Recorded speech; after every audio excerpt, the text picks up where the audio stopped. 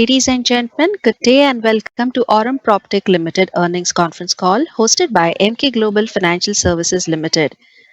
As a reminder, all participant lines will be in the listen-only mode, and there will be an opportunity for you to ask questions after the presentation concludes. Please note that this call is being recorded. I now hand the conference over to Mr. Shivang Bagla from Emkay Global. Thank you, and over to you, Shivang. Good afternoon, everyone, and welcome to Quarter 3 FY26 earnings conference call of Aurum PropTech Limited, hosted by MK Global Financial Services. We are joined today by Mr. Ashish Deora, founder and CEO of Aurum Ventures and director of Aurum PropTech, Mr. Onkar Shetye, executive director of Aurum PropTech, Mr. Kunal Karan, CFO at Aurum PropTech, Mr. Rihen Shah, lead strategy and investor relations, and Mr. Shrikant Jagtap, Deputy CFO at Aurum PropTech. Before we begin, I would like to remind you that certain statements made during the call may be forward-looking in nature and are subject to risks and uncertainties as detailed in the annual report and investor presentation available on the website. With that, I would now like to hand over the call to Mr. Ashish Deora for his opening remarks. Thanks. Thank you, Shivang, and good evening, everyone. It is my pleasure to welcome you to the 19th earnings call of Aurum PropTech. I am honored to share with you our performance for this quarter. Q3 of FY25-26 marks a pivotal and truly landmark moment in the journey of Aurum PropTech. Since our inception in 2021, we have pursued a clear and focused vision to grow with discipline and building sustainable long-term value. I am pleased to share that Q3 of FY26 represents the outcome of quarters of consistent effort, execution, and commitment towards a single goal: profitable growth. I am encouraged to report that we have achieved an annualized revenue run rate of INR 460 crores and on track to reach 500 crores in the ongoing quarter. I would like to dedicate this significant milestone to our 1,000+ team members. We firmly believe that this exponential yet disciplined growth has been made possible only because of the dedication and relentless efforts of our team members. This progress is being driven by our entrepreneurial leadership and management teams who continue to operate with a strong ownership mindset and disciplined execution. While we take a moment to celebrate this achievement, we are equally mindful that the journey ahead is already defined. Our next milestone is to reach 1,000 crores in annualized revenue alongside improving profitability.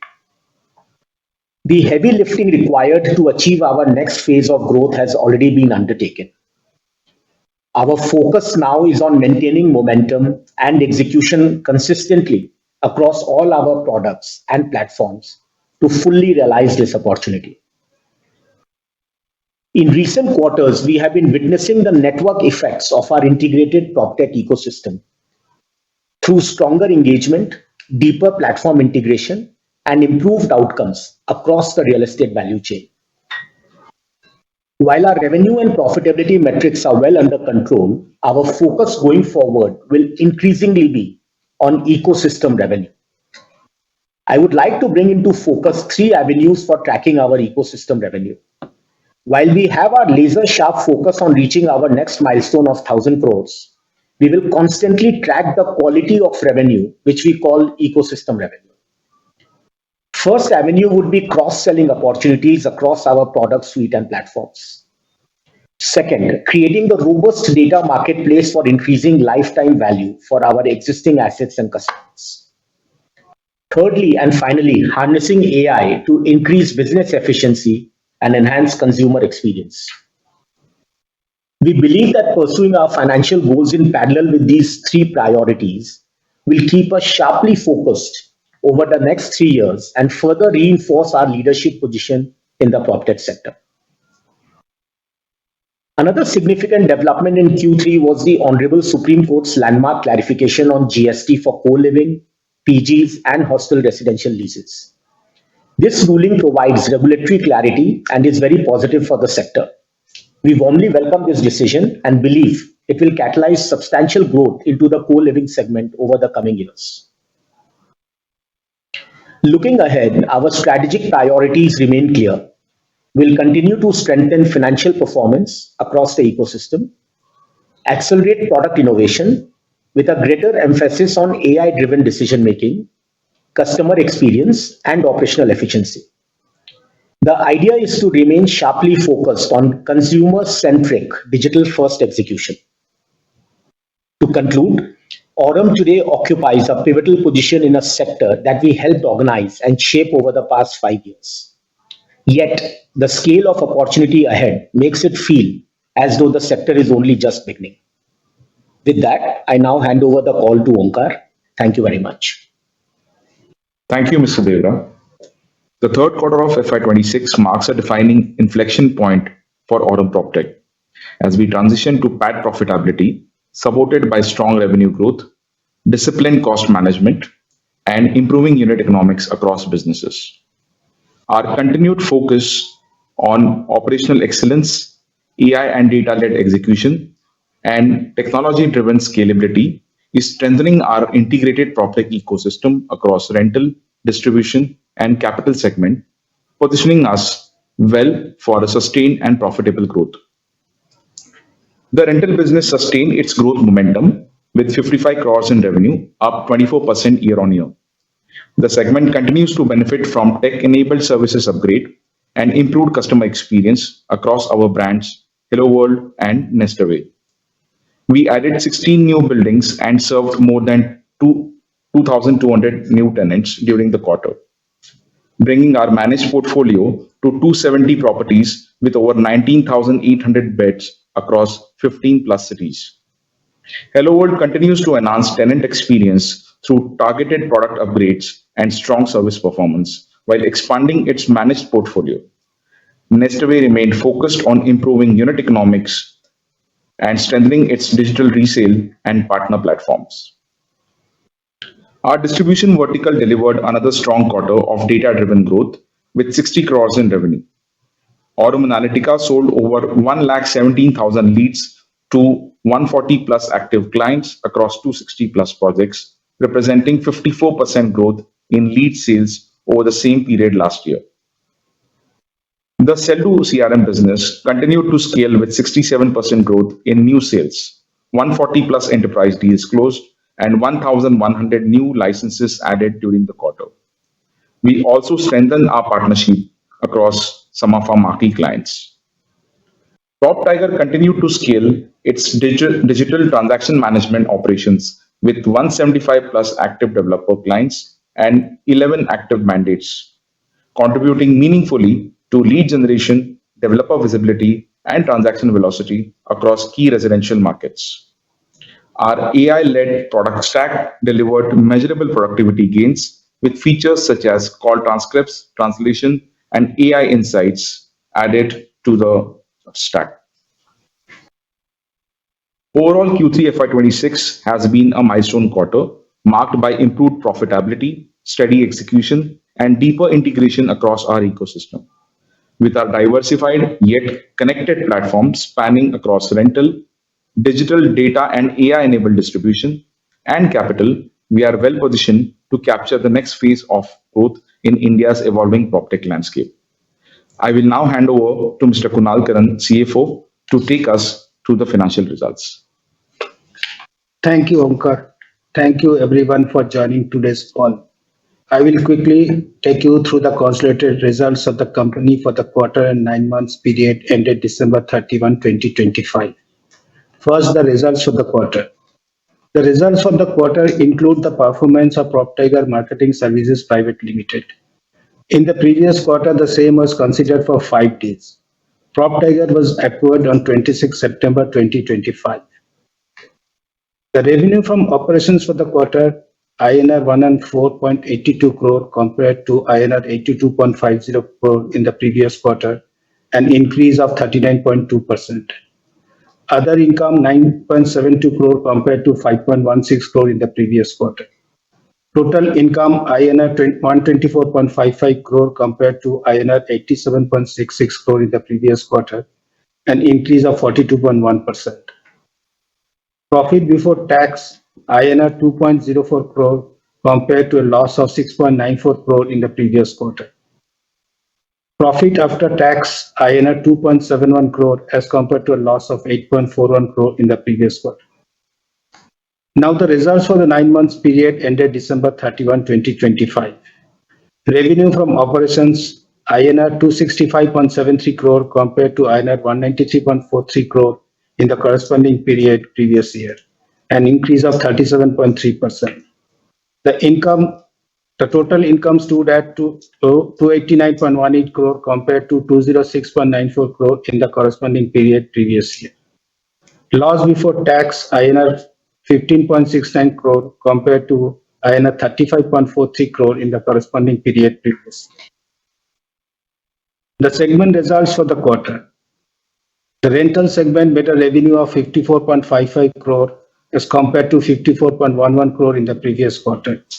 Distribution segment 59.60 crore compared to 27.19 crore in the previous quarter. Capital segment revenue 0.67 crore compared to 1.20 crore in the previous quarter. The rental and capital segments reported loss of INR 4.46 crore and 0.74 crore respectively, while the distribution segment made a profit of INR 11.37 crore during the quarter.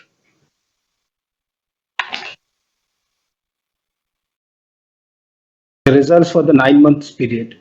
Rental segment revenue INR 156.50 crore compared to 123.57 crore in the corresponding period previous year. Distribution segment revenue INR 105.67 crore compared to 58.09 crore in the corresponding period. Capital segment revenue INR 3.55 crore compared to 11.77 crore in the corresponding period previous year.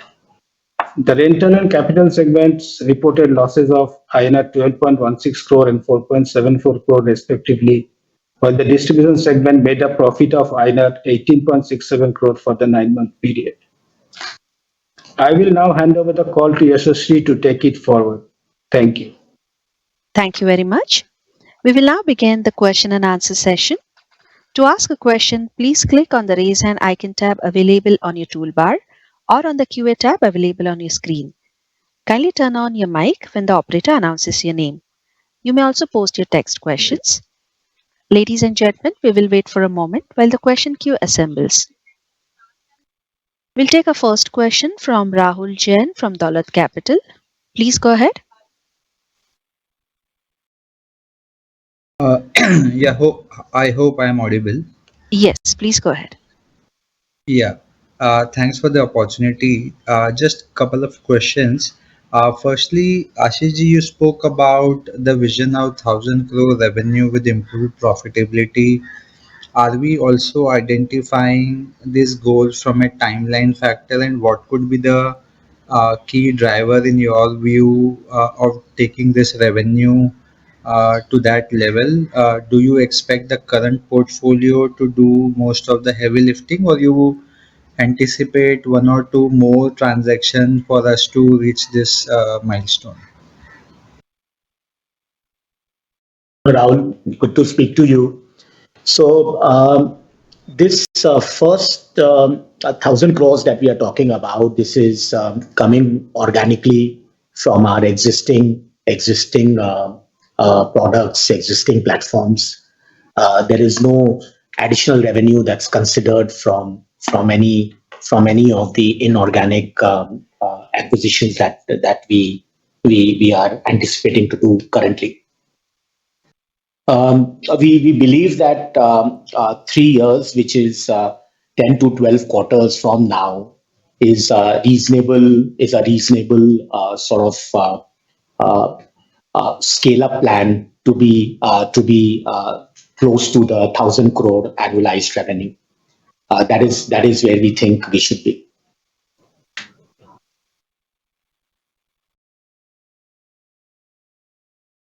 Thank you. That's pretty helpful. On the distribution business, we have seen there is a marked improvement in this quarter, both from growth and profitability. Of course, there was a PropTiger additional days contribution. Effectively, it came in this quarter. So, any color in terms of how big was the contribution from this business? And also, there was this mention of 11 active mandates. Uh, it would be great if you could share a few thoughts that what are the typical yields on such kind of mandate. Does that 11 mandate means most of the revenue would have come from these mandates, or it's like spread over many customer and 11 are the bigger one? Any color on these aspect would be great to understand. Sure, sure. So Rahul, hi, this is Rehan here. PropTiger contributed approximately 30 crores of revenue in this quarter. And you're right, we specifically called out the mandates because this is the highest ever mandates that PropTiger has had over the last 2 to 3 years. And we are growing that business. There is good profitability in that business segment. However, still mandate would account for around 20% of the revenue, and 80% of the revenue comes from the AOP business. In future, we will be scaling the AOP, mandate, and mortgage, all three businesses in the PropTiger, and we'll be seeing growth over there. In terms of the future projections, we believe that the rental and distribution both will be growing and scaling to reach the 1,000 crore ARR mentioned by Ashish sir as well. Just to add to what Rehan just said, the entire distribution segment has done well because of PropTiger. It's not only the PropTiger numbers. And if you go back to what we had tried to articulate after the Nestaway acquisition, that we will only look at acquisitions now which will sit exactly between two of our products or will have great adjacency. And PropTiger has done that. All the businesses, the Analytica, the Sell.do, also gets benefited by the offerings of PropTiger. So of course, PropTiger on its own is kind of adding to the ecosystem, but it also increases the various other opportunities within the ecosystem within the distribution business. Sure, sure. I completely subscribe to that thought. Just a small more input if Rehan you could add in terms of the AOP model versus the mandate model out here. And secondly, do we also leverage the digital prowess that we have in the Analytica business in some of the mandate that we have on the PropTiger side? Sure, sure. So Rahul, PropTiger currently, has this basically while selling the apartment, what it does is it signs an annual operating plan, which is the AOP business with developers. Here, they have slab rates in terms of brokerage, which as and when they do a specific amount of turnover with the developer, they hit that and get that additional brokerage as well. That is accounting for around 80% of revenue currently in PropTiger. Mandate in this business, all the sales that are happening for a specific project are booked through PropTiger, and the marketing is also done through PropTiger.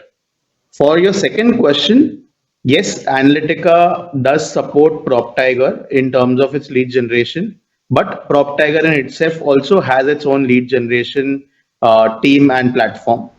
However, we do see strong synergies between the businesses, and we are using them currently to scale up our business as well. Sure, sure. And just last one from my side, which is more like a bookkeeping. If you could help us understand the other income part, which has risen sharply in this quarter. So, what could have led to that? Any breakup or broad understanding would be fine. So the other income, Rahul, mostly a major part of it has come from Hello World. As you know, we are having this long-term contracts of Hello World where we do this Ind AS accounting. And as we have started from January 2025, we made profitability as the goal, and we are trying to identify properties which were not doing that great. but these are all long-term contracts. It was not easy to close down all these things at one shot. And so over a period of time in the last over the last 9 months, we have been able to let off some of these properties, mainly in the student living and some high cost properties in uh, Bangalore itself. A major part of it has happened. So slowly it has happened in the first quarter and second quarter of the current year also, but a major part has happened in the third year. That is why much of the liability that was sitting in the balance sheet as on 30th September, we could reverse it. And though we have not let go those number of buildings and beds in that sense, but we could negotiate in a better way so that we can bring down our cost, and the impact has come in the quarter. So to get this point aligned, since a big part of it coming from this gain from this lease rental contracts. So effectively, if we kind of add it back to what we are doing on the segmental results for rental, we can assume that the rental business also effectively is at a break-even point from that point of view. Yes, so unfortunately, in the segment results, the other income doesn't come. So if you see our unallocable expenditure, there you'll find a number in a bracket. That means these are income. So that other income is sitting over there instead of sitting in that rental business performance. Uh, So, I mean, just to for my understanding, since this gain come because we overbook the rental cost in form of depreciation interest instead of over and above the actual lease paid. So the operational hit that you take come into the segmental profit, or that impact is also below the segmental part. No, that when it look that cost comes as in two parts. One is depreciation, another is finance cost. In the segment result, depreciation you take it under the segment result, but in the finance cost you don't take it. So it is very and similarly the other income also you don't take it in the segment result. So the depreciation part comes in the segment result, but the finance cost and the other income doesn't come in the segment result. Understood. Understood. Thanks, and best of luck for the time ahead. And congratulations, everyone, to achieve the milestone profitability. Thank you. Thank you, Rahul. We'll take a text question from Param Vora from Trinetra Asset Managers. The question is, what is your approach to scaling rentals in tier 2 and 3 cities versus metros? What are the differences in unit economics that influence expansion into these geographies? Hi Paramji, thank you so much for your question and very critical one from our rental segment perspective. With respect to our strategy for expansion in tier 2 and metro, something which is we are very clear about is that we follow where demand is. We have analyzed the data across multiple pin codes and we cater to micro markets where we know that the demand is existent and we only capture those properties. With respect to tier 2 versus metros, we are focused on young professionals and students. So there are specific key micro markets in the region, which is near to IT hubs, student accommodation, which is near to colleges and educational hubs, which is where we typically target to acquire assets. We have a very strong supply acquisition policy where every property goes through multiple scenario analysis to ensure that the unit economics are checked and put into place, ensuring long-term profitability for the asset. Similarly, the same process is followed for tier 2, tier 3, as well as metros. We follow a data-driven approach in terms of our supply acquisition, and we're confident on our profitability track going ahead as well. Paramji, to add to what Rehan said, we have also got some calibration rather in our strategy in tier one and tier two markets for rental business. We have adopted something called as win a pin code strategy from a go-to-market standpoint, where the focus is going hyper local in terms of market domination and we select a geography which is a pin code, and we then put disproportionate efforts to ensure that we are getting the largest market share there, visibility, and the consumer mind share. This we will adopt going forward so that we are able to put together a very dense cluster of properties in the co-living and the family rental available for our consumers across the pin codes that we operate in. Thank you. We'll take our next live question from Aruna Patel from Patel Enterprises. Please go ahead. Hi, good Aruna, can you evening. please? Yeah, please go Yeah, ahead. I'm audible. Yeah, good evening, everyone. So basically, I have one question here. Okay, earlier, the company was working in the IT sectors. Okay, so just want to know, okay, like still it is working in IT sector, or if it is working in which platform they are working in IT coming off this year. Sure. Arunaji, we couldn't hear you very clearly, but I'll try to summarize the parts that we heard, and if you can just confirm on that thing. You Yeah. mentioned that the company was working in IT sector, and you wanted to understand the sectors which Aurum PropTech is working in and the businesses in which Aurum PropTech operates. Is that correct? Yes, yes, is that correct? Correct. Perfect. So, Aurum PropTech works in the PropTech space, which is basically real estate and tech together.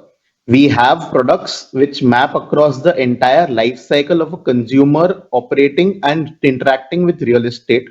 This starts from the first time a consumer interacts, which is in form of student living and family rentals, which is rental as a segment. Then they go on to purchase an apartment where the distribution segment comes in, which is a B2B segment. Over here, we have multiple products, which includes sales CRM, data, lead analytics, lead generation, as well as transaction management. And then capital is a segment which includes investments into real estate. So that is the three segments in which the company operates in.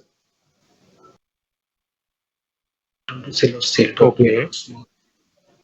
Okay. So yeah. So second thing, like in coming out, like I am as a shareholder of Aurum PropTech.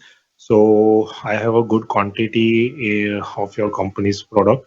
So right now, just want to understand, okay, like in future, it will be gain and it will be like right now I can just keep it on hold or what to do. Will not be apt for us to answer that question, but we have immense belief in PropTech as a sector, and we believe that this sector is on its march to become a $10 billion market by 2030, and I think we'll be the top two players in this sector by that time. Okay. Okay. Yeah. Thank you. Thank you. And congratulations once again for your entire team and all the best for the Thank coming you. of years. Thank you. Thank you. We'll take a text question from Viresh Sangwan, an individual investor. The question is, when are we planning to launch first REIT product? And is this positive profit just one-off, or should we expect this to continue in coming quarters? Thank you so much, sir, for your question. For the first part of the question, which is regarding the SM REIT product, we've acquired the license in July 2025 for the SM REIT registration. We're currently building a strong pipeline of assets which we believe will be the right fit for the SM REIT as an investment product.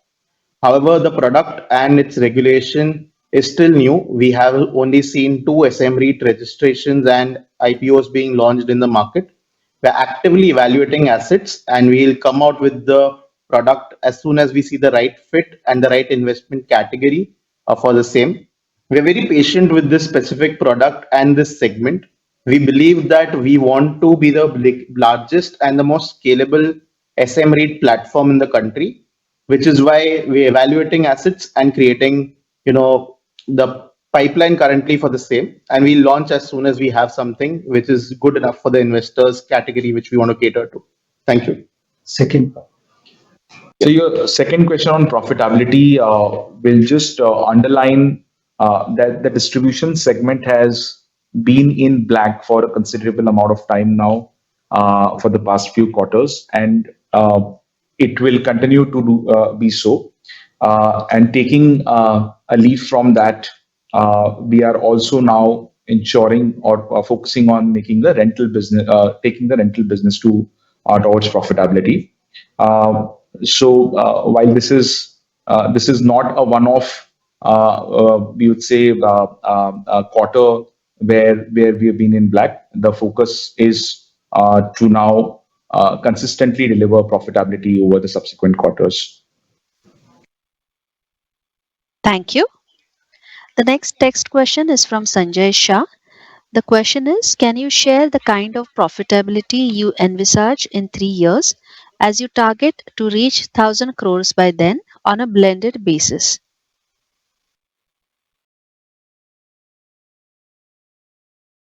While the target is very clear of 1,000 crores of the annualized revenue, we believe that every quarter we should try to increase the profitability margin. Of course, the business is cyclical. Q3, Q4 will always be better than Q1, Q2. But at 1,000 crores, we will be looking at 8 to 10% of the profitability at the least. So that is how we are sort of gearing up currently. Um, as I try to speak about the ecosystem revenue, which comes through cross-selling opportunities, through data and through AI, that we are seeing a lot of network effect because of that, and that straight away goes to the bottom line. So yes, 8 to 10% on 1,000 crore revenue in 3 years is something that we can indicate at this stage.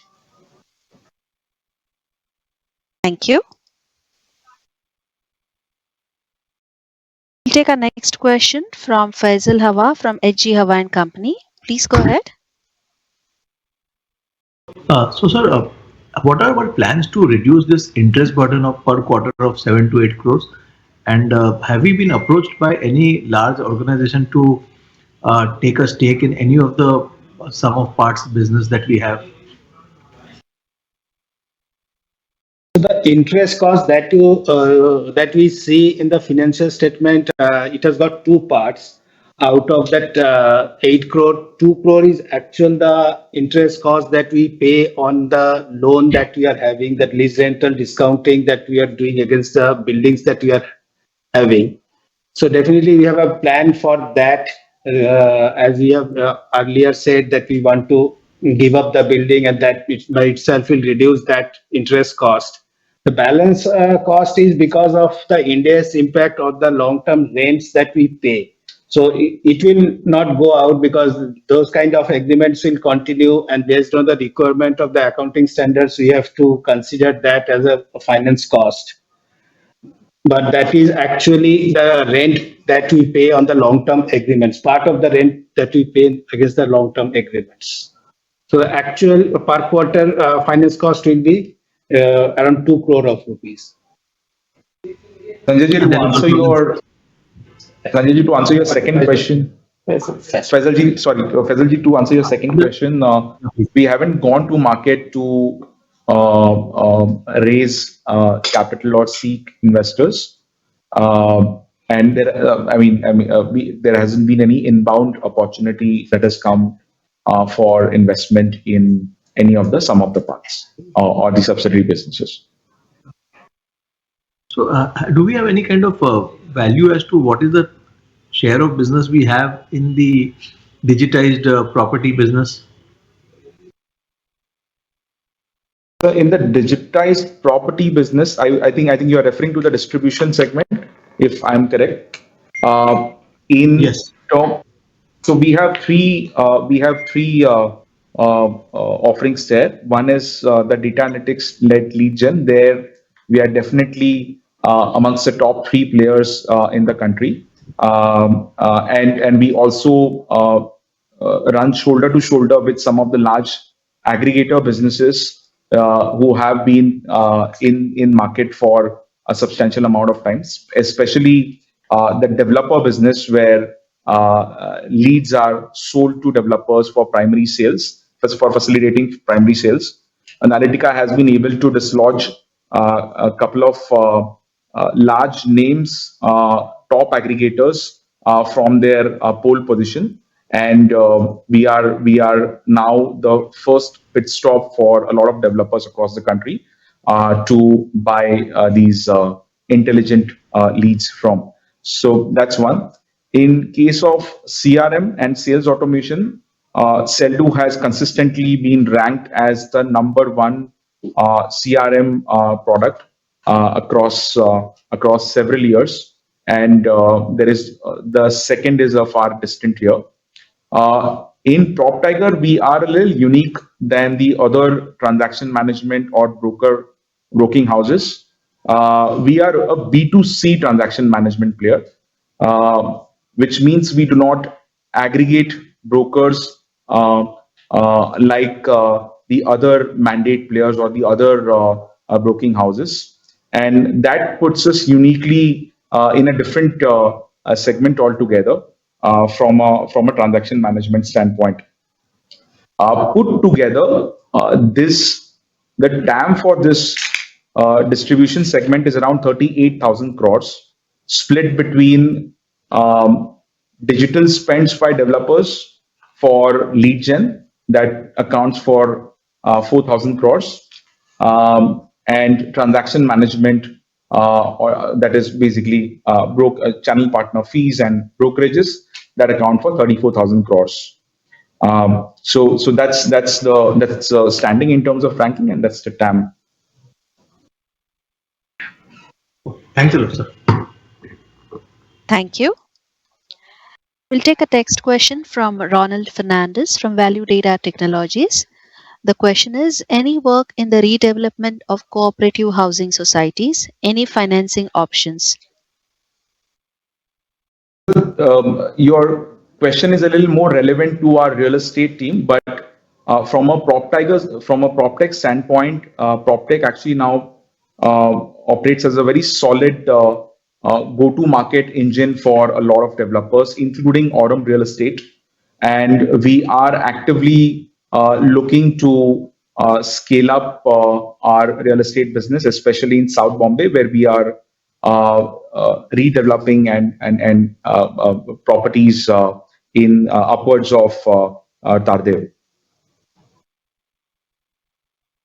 Thank you.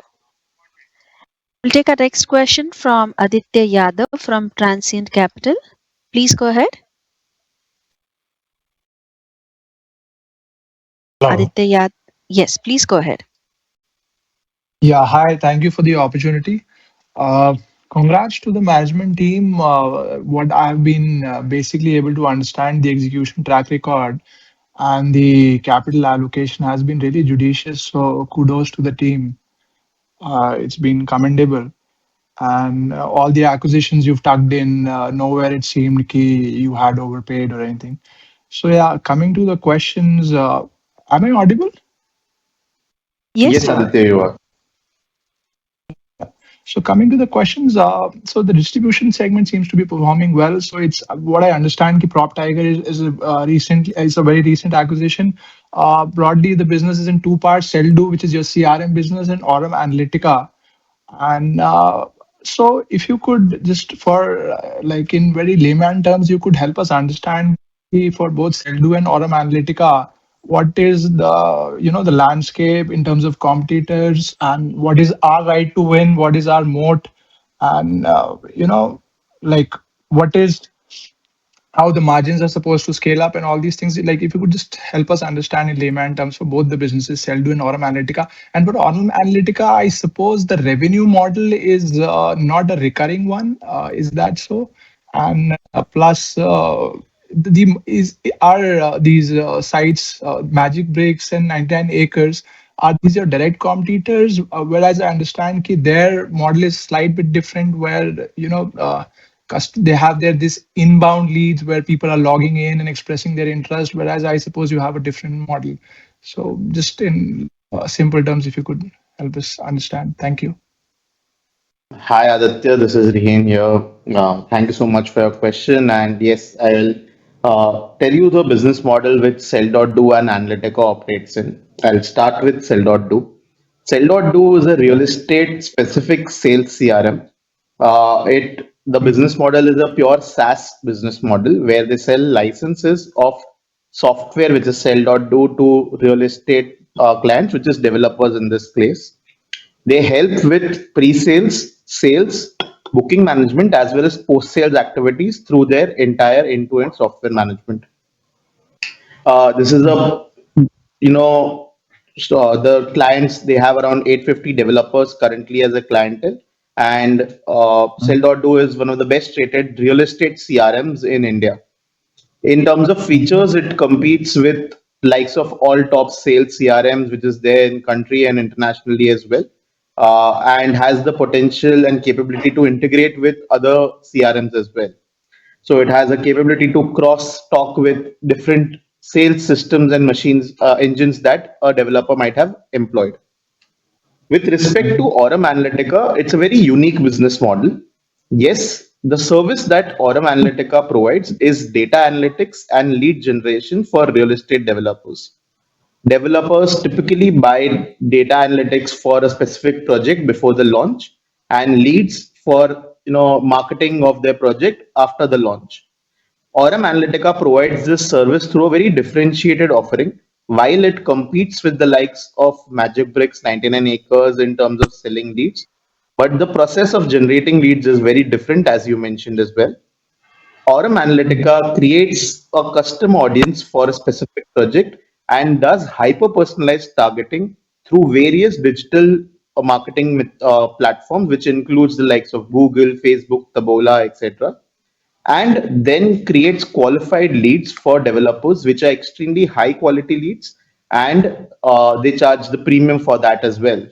The quality of while the business of Analytica, they have 85% plus client retention rate across the platform, and the business has been growing between 60 to 80% on a YOY basis since the inception. Mhm. I had just two quick follow-up questions on the sell.do part. Uh, Sure. what rough understanding I have is so Salesforce again is a competitor, but I understand the complexity is much more, plus the pricing is very different. And Zoho again is a competitor. Uh, could you just help us understand what market are we targeting? Is it like uh, I mean, how is the segmentation different than what they might be targeting and what we are targeting? Plus, there is a lot of talk with the advent of these AI and LLM models. What is happening is there could be a change in pricing structure from per seat pricing to a more outcome-based pricing and things like that. So, could you share a bit of color on that also? Ki how is that trend shaping up? And first part is the market segmentation part. Ki how are we targeting differently than, or like which segment are we more prominent or more stronger in? Sure, Aditya. With the platforms that you mentioned, they are more generalized sales CRM, which work across industry and need customization specifically for real estate. Sell.do is an extremely real estate focused sales CRM, which emphasizes on real estate specific processes, and the entire platform is based on that. That is a primary differentiation between the platforms that you mentioned in across versus sell.do as such. With respect to AI, yes, we do believe that AI is reshaping how consumers interact, and which is why in Sell.do we have developed AI calling bot as well as WhatsApp and data integrations, which help in terms of a different product offering along with the Sell.do licenses. These are direct add-on products which help in improving sales efficiency, which are reducing manpower cost, and we are seeing early shoots and good scale in terms of this revenue as well. Sell.do is one of the first sales CRM companies which has already deployed its AI calling bot, and it's now scaling up that business and that revenue stream as well. Mhm. Okay, and just like one more quick follow-up on the Analytica part. Could you mention, I understood key where you're saying it's a bit of a different model where you are creating the leads at your end for the developers or for a project specific basis. So, who would be your direct competitors, and is the revenue model a more transactional one, or how does that work?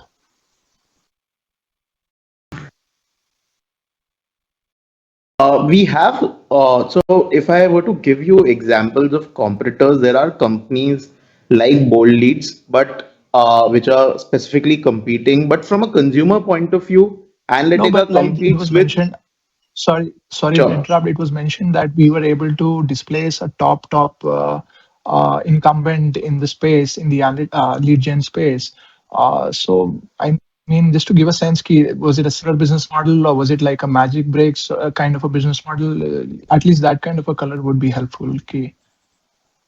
So Aditya, the business operates in the same space as 99 Acres and Magic Bricks, essentially Mm-hmm. sale of leads or provision of leads for developers to enable primary sales.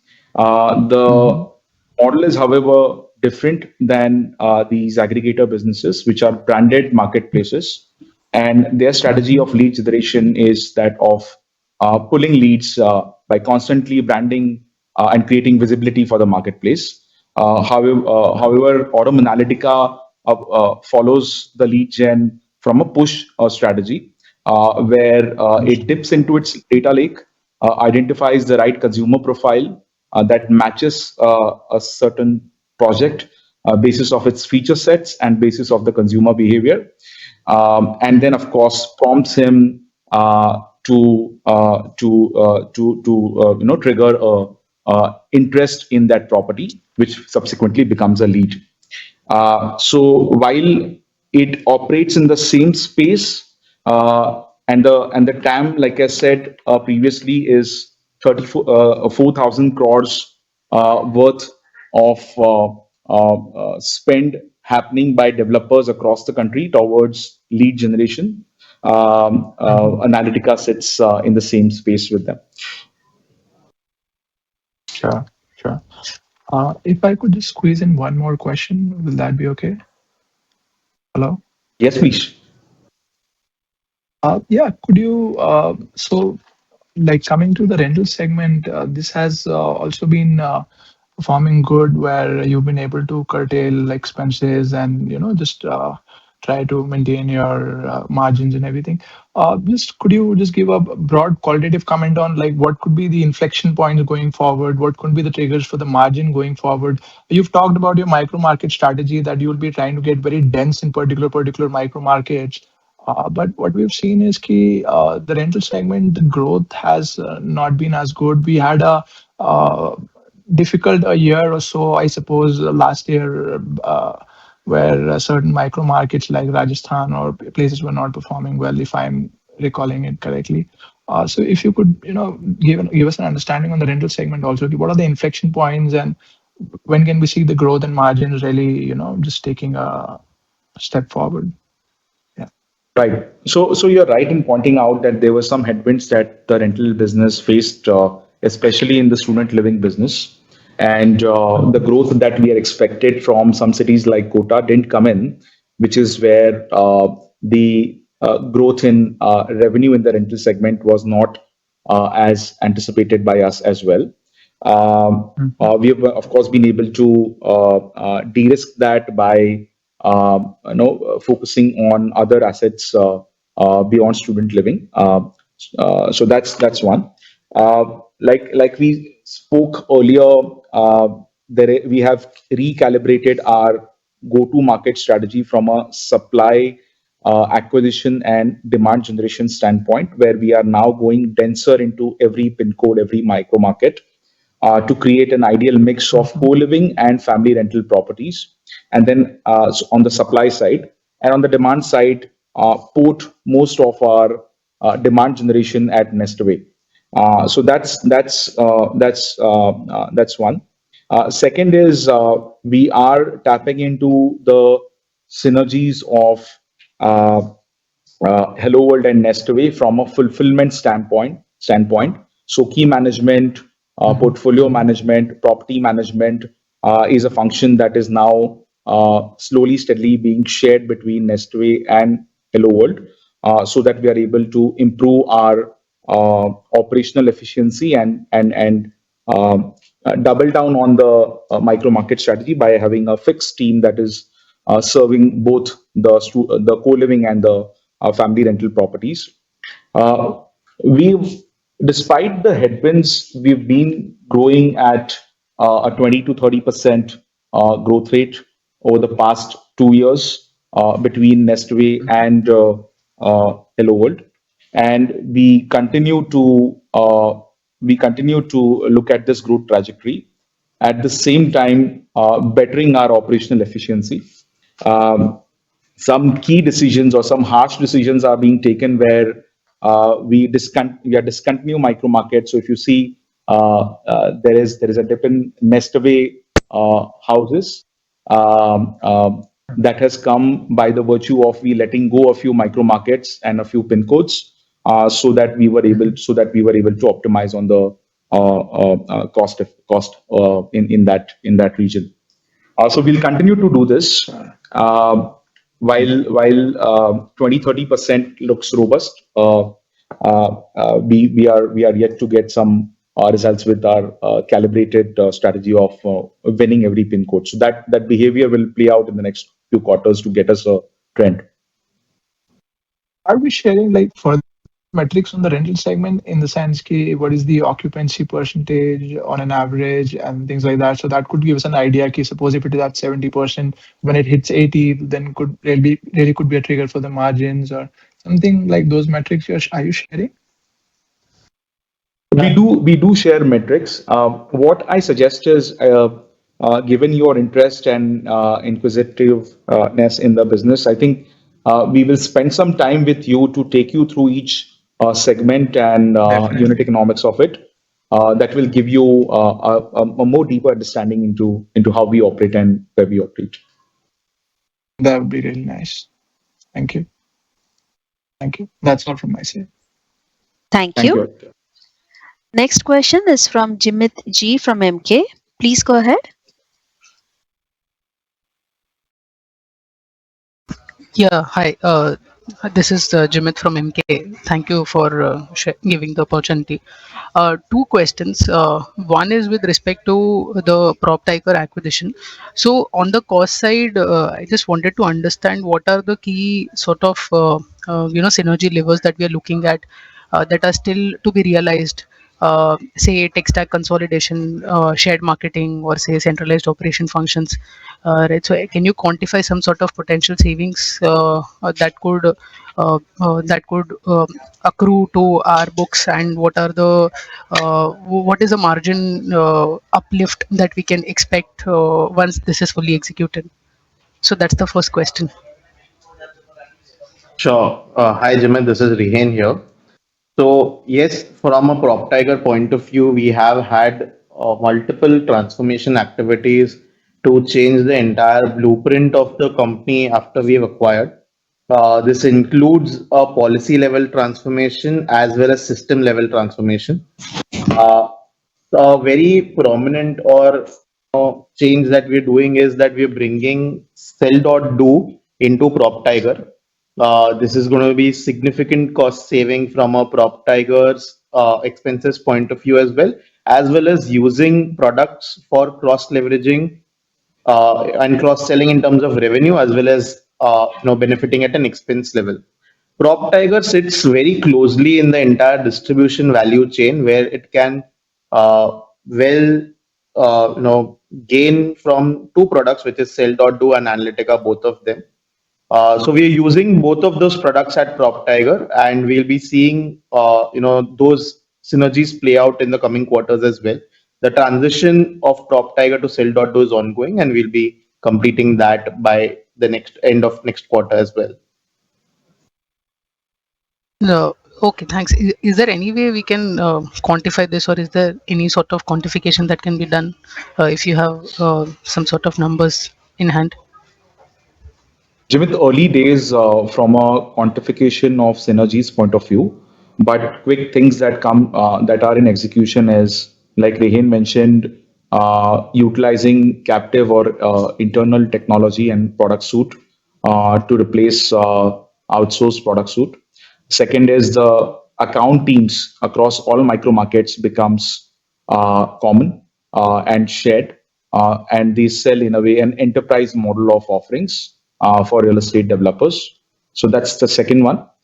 Third is, of course, brand marketing activities become relatively less expensive because then we are able to market the entire enterprise suite across multiple geographies. We are doing some concerted joint GTMs in various micro markets to establish a pattern of the results out of these. Sure.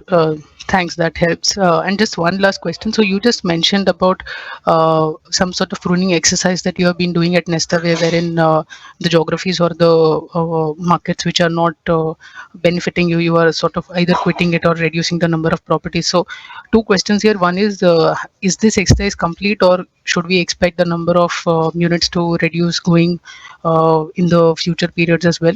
And second is that what sort of benefits are we accruing at the financial matrix level?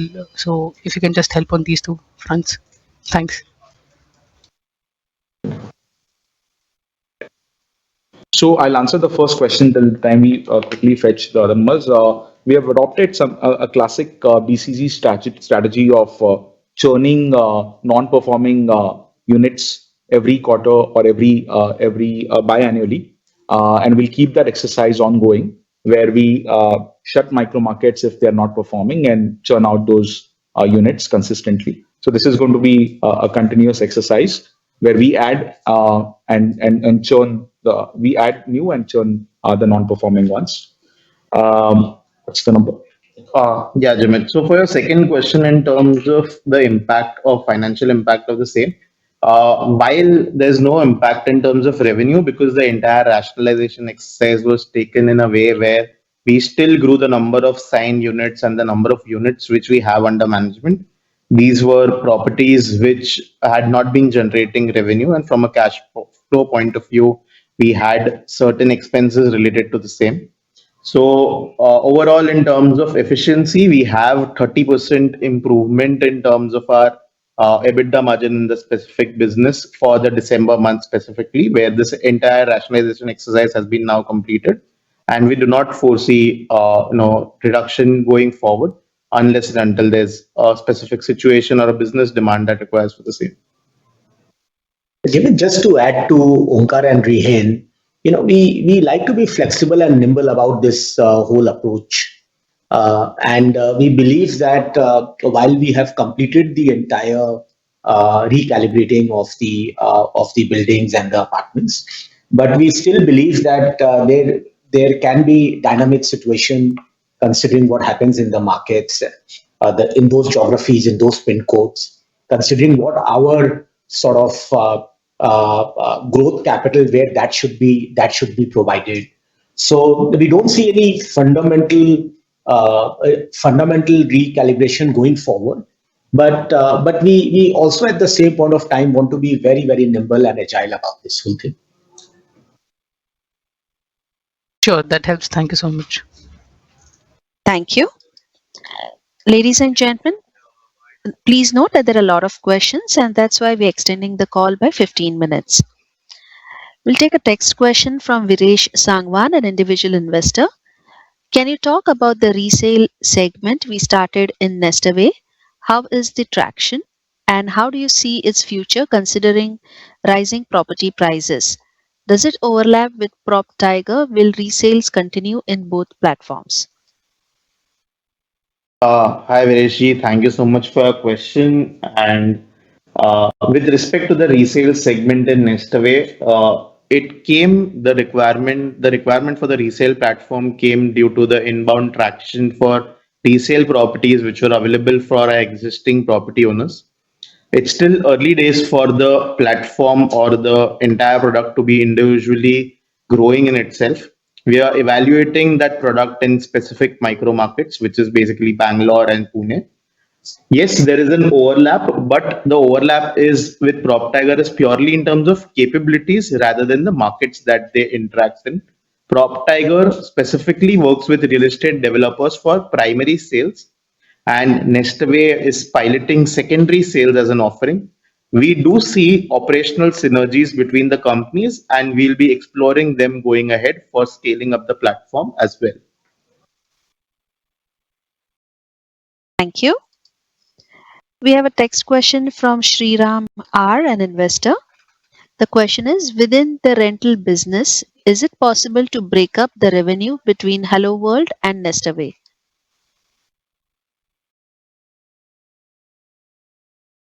Sure.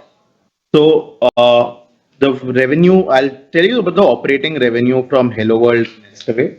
Hello World had 39 crores of operating revenue in Q3 FY26. In terms of the growth rate, that's 32% growth rate from previous quarter last year this time.